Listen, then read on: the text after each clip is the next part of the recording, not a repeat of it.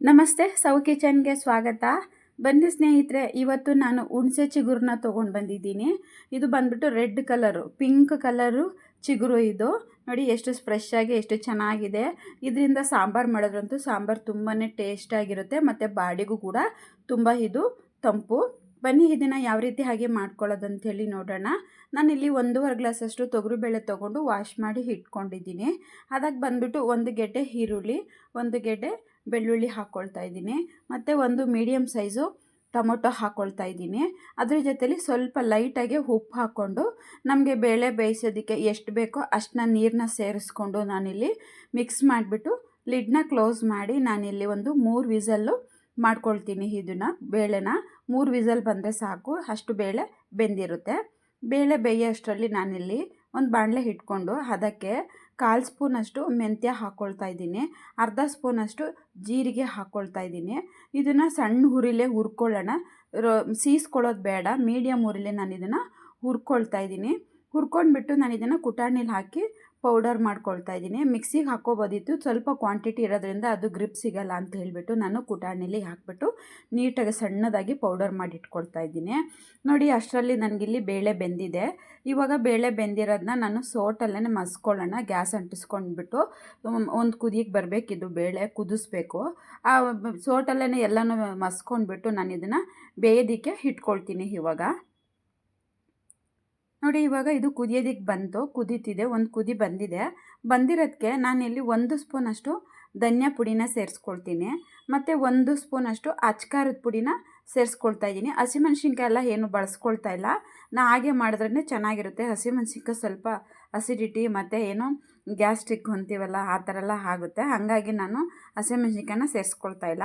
ಮತ್ತು ಅರ್ಧ ಸ್ಪೂನಷ್ಟು ಅರಿಶಿನ ಪುಡಿ ಹಾಕ್ಕೊಳ್ತಾ ಇದ್ದೀನಿ. ಜೀರಿಗೆ ಮತ್ತು ನಾನು ಮೆಂತ್ಯ ಪೌಡರ್ ಮಾಡಿ ಇಟ್ಕೊಂಡಿರೋದನ್ನು ಸಹ ಹಾಕ್ಕೊಂಡು ಇಲ್ಲಿ ಮಿಕ್ಸ್ ಮಾಡ್ಕೊಳ್ತಾ ಇದ್ದೀನಿ. ಇದನ್ನು ಹಾಗೆ ಒಂದು ರೌಂಡು ಮಿಕ್ಸ್ ಮಾಡಿಕೊಂಡು ಒಂದು ಕುದಿ ಕುದಿಸ್ಕೋಬೇಕು. ಇದನ್ನು ಸಹ ಇದೊಂದು ಕುದಿ ಬಂತು ನೋಡಿ, ಇದು ಬೆಂದಿದೆ. ಇವಾಗ ಬೆಂದಿರೋದಕ್ಕೆ ನಾನೇನು ಹುಣಸೆ ಕುಡಿ ತೊಗೊಂಡಿದ್ದೀನೋ, ಹುಣಸೆ ಚಿಗುರು, ಅದನ್ನು ವಾಶ್ ಮಾಡಿ ಇಟ್ಕೊಂಡಿದ್ದೀನಿ. ಅದನ್ನು ಹಾಕ್ಬಿಟ್ಟು ಇದನ್ನೇನು ಜಾಸ್ತಿ ಹೊತ್ತು ಬೇಯಿಸ್ಕೊಳ್ಳೋದು ಬೇಡ, 5ರಿಂದ 6 ನಿಮಿಷಗಳ ಕಾಲ ಬೇಯಿಸ್ಕೊಂಡ್ರೆ ಸಾಕು. ನಾನು ಆವಾಗಲೇ ಸ್ವಲ್ಪ ಉಪ್ಪು ಹಾಕ್ಕೊಂಡಿದ್ದೆ ಬೇಳೆ ಬೇಯಿಸೋದಕ್ಕೆ. ಇವಾಗ ನಾನು ಸ್ವಲ್ಪ ಉಪ್ಪನ್ನ ಹಾಕ್ಕೊಳ್ತಾ ಇದ್ದೀನಿ. ನಮ್ಗೆ ರುಚಿಗೆ ಎಷ್ಟು ಬೇಕೋ ಅಷ್ಟು ನೋಡಿಕೊಂಡು ನಾನು ಇವಾಗ ಉಪ್ಪನ್ನ ಸೇರಿಸ್ಕೊಂಡು ಇದನ್ನು ಮಿಕ್ಸ್ ಮಾಡಿ ಬೇಯೋದಕ್ಕೆ ಇಟ್ಕೊಳ್ತಾ ಇದ್ದೀನಿ. ಒಂದು 6 ನಿಮಿಷ ಬೆಂದರೆ ಸಾಕು. ಇದು ಎಳೆ ಸೊಪ್ಪಾಗಿರೋದ್ರಿಂದ ಬೇಗ ಬೆಂದೋಗ್ಬಿಡುತ್ತೆ. ನೋಡಿ, ಇದು ಬೆಂದಿದೆ. ಈ ಬೆಂದಿರೋದಕ್ಕೆ ಇವಾಗ ನಾನು ಬಂದುಬಿಟ್ಟು ಒಂದು ಅರ್ಧ ಹೋಳಲ್ಲಿ ಅರ್ಧ ಹೋಳಷ್ಟು ಕಾಯಿ ತುರಿನ ತೊಗೊಳ್ತಾ ಇದ್ದೀನಿ. ಆ ಕಾಯಿ ತುರಿನ ಬಂದುಬಿಟ್ಟು ನಾನಿಲ್ಲಿ ಮಿಕ್ಸಿ ಮಾಡ್ಕೊಳ್ತೀನಿ. ಮಿಕ್ಸಿಗೆ ಹಾಕ್ಕೊಂಡು ತರ್ತರಿಯಾಗಿ ಮಿಕ್ಸಿ ಮಾಡ್ಕೊಳ್ತೀನಿ. ನಾನು ಇದನ್ನು ರುಬ್ಕೊಳ್ತಾ ಇಲ್ಲ, ಪೇಸ್ಟ್ ಮಾಡ್ತಾ ಇಲ್ಲ ನೀರು ಹಾಕ್ಕೊಂಡು, ಹಾಗೆ ತರ್ತರಿಯಾಗಿ ರುಬ್ಕೊಳ್ತೀನಿ. ನಾನು ಹಂಗೆ ರುಬ್ಬಿರೋದ್ರಿಂದನೇ ಹಸೆಕಾಯಿ ಆಗಿರೋದ್ರಿಂದ ನನಗೆ ಹಾಲು ಥರ ಎಲ್ಲ ಕೂಡ ಬಂದಿದೆ, ಚೆನ್ನಾಗಿರುತ್ತೆ. ಈ ರೀತಿ ಹಸೆಕಾಯಿನ ತರ್ತರಿಯಾಗಿ ರುಬ್ಬಿಟ್ಟು ಹಾಕ್ಕೊಳ್ಳೋದ್ರಿಂದ ನಾನು ಅದನ್ನು ಹಾಕಿ ಮಿಕ್ಸ್ ಮಾಡಿಕೊಂಡು ಕುದಿಸ್ಕೊಳ್ತಾ ಇದ್ದೀನಿ. ನೋಡಿ, ಆ ಜಾರ್ನೂ ಸಹ ನಾನು ತೊಳೆದ್ಬಿಟ್ಟು ಹಾಕ್ಕೊಳ್ತಾ ಇದ್ದೀನಿ. ಸ್ವಲ್ಪ ತೆಂಗಿನ ಹಾಲಿತ್ತು ಅಂಥೇಳಿ ತುಂಬ ಟೇಸ್ಟ್ ಕೊಡುತ್ತೆ ಆ ತೆಂಗಿನ ಹಾಲನ್ನ ಇದೆಲ್ಲ ಹಾಕ್ಕೊಳ್ಳೋದ್ರಿಂದ, ಹಸೆಕಾಯಿ ಹಾಕ್ಕೊಳ್ಳೋದ್ರಿಂದ. ನೋಡಿ, ಇವಾಗ ನಾನು ಎಲ್ಲನೂ ಹಾಕ್ಕೊಂಡು ಕುದಿಸ್ಕೊಂಡಿದ್ದೀನಿ. ಇದಕ್ಕೊಂದು ಇವಾಗ ಒಗ್ಗರಣೆ ಮಾಡ್ಕೊಳ್ಳೋಣ. ಒಗ್ಗರಣೆಗೆ ಬಂದುಬಿಟ್ಟು ನಾನಿಲ್ಲಿ 1.5 ಸ್ಪೂನಷ್ಟು ಎಣ್ಣೆ ಹಾಕ್ಕೊಳ್ತಾ ಇದ್ದೀನಿ. ಮತ್ತು ಅರ್ಧ ಸ್ಪೂನು ಜೀರಿಗೆ ಸೇರಿಸ್ಕೊಳ್ತಾ ಇದ್ದೀನಿ. ಮತ್ತು ನಾನಿಲ್ಲಿ ಮೆಣಸಿನ್ಕಾಯಿನ ಬಂದುಬಿಟ್ಟು 1 ಬ್ಯಾಡಿಗೆ ತೊಗೊಂಡಿದ್ದೀನಿ, 1 ಖಾರದ ಮೆಣಸಿನ್ಕಾಯಿ ತೊಗೊಂಡಿದ್ದೀನಿ. ಎರಡನ್ನೂ ಇವಾಗ ಮುರಿದ್ಬಿಟ್ಟು ಹಾಕ್ಕೊಳ್ತಾ ಇದ್ದೀನಿ. ಮತ್ತು ಕರ್ಬೇವಿನ ಸೊಪ್ಪು, 1 ಮೀಡಿಯಮ್ ಸೈಜು ಈರುಳ್ಳಿ ಅಷ್ಟನ್ನು ಹಾಕ್ಕೊಂಡು ರೋಸ್ಟ್ ಮಾಡ್ಕೊಳ್ಳೋಣ. ಒಂದು ಸ್ವಲ್ಪ ಈರುಳ್ಳಿ ಬಾಡಿದ್ರೆ ಸಾಕು, ಏನು ಸೀಸ್ಕೊಳ್ಳೋದು ಬೇಡ. ಎಷ್ಟು ಸ್ವಲ್ಪ ಲೈಟಾಗೆ ಬಾಡಿಸ್ಕೊಂಡ್ರೆ ಸಾಕು ಈರುಳ್ಳಿನ. ಹಾಗೆ ಅದು ತಿನ್ನೋದಕ್ಕೆ ಕರುಮ್ ಬಾಯಿಗೆ ಸಿಕ್ಕರೆ ಚೆನ್ನಾಗಿರುತ್ತೆ. ಇವಾಗ ನಾನೇನು ಸಾಂಬಾರನ್ನ ಬೇಯಿಸಿ ರೆಡಿ ಮಾಡಿ ಇಟ್ಕೊಂಡಿದ್ದೀನೋ ಅದನ್ನು ಇವಾಗ ಹಾಕ್ಕೊಳ್ತಾ ಇದ್ದೀನಿ. ಒಗ್ಗರಣೆ ಆದಮೇಲೆ ಇದೊಂದು ರೌಂಡು ಕುದಿ ಬಂದರೆ ಸಾಂಬಾರು ರೆಡಿ ಆಗಿದೆ ಸ್ನೇಹಿತರೆ.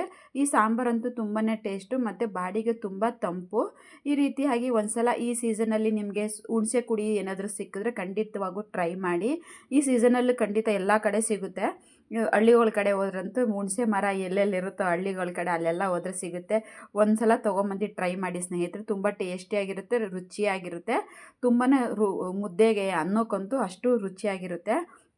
ತುಂಬ ಸಿಂಪಲ್, ಈಸಿಯಾಗಿ ನಾವು ಮಾಡ್ಕೊಬೋದು. ಈ ರೆಸಿಪಿ ನಿಮ್ಗೆ ಇಷ್ಟ ಆಗಿದ್ರೆ ಒಂದು ಲೈಕ್ ಮಾಡಿ, ಶೇರ್ ಮಾಡಿ. ಹೊಸ್ದಾಗಿ ಯಾರಾದರೂ ನನ್ನ ಚಾನಲ್ ನೋಡ್ತಾ ಇದ್ದರೆ ನನ್ನ ಚಾನಲ್ನ ಸಬ್ಸ್ಕ್ರೈಬ್ ಮಾಡ್ಕೊಳ್ಳಿ. ನಿಮಗೂ ಸಹ ಎಲ್ಲಾದರೂ ಹುಣಸೆ ಕುಡಿ ಸಿಕ್ಕಿದ್ರೆ ಯಾವ ರೀತಿಯಾಗಿ ಸಾಂಬಾರು ಮಾಡ್ಕೊಳ್ತೀರಾ ಅಂಥೇಳಿ ಒಂದು ಕಮೆಂಟ್ ಹಾಕಿ ಸ್ನೇಹಿತರೆ.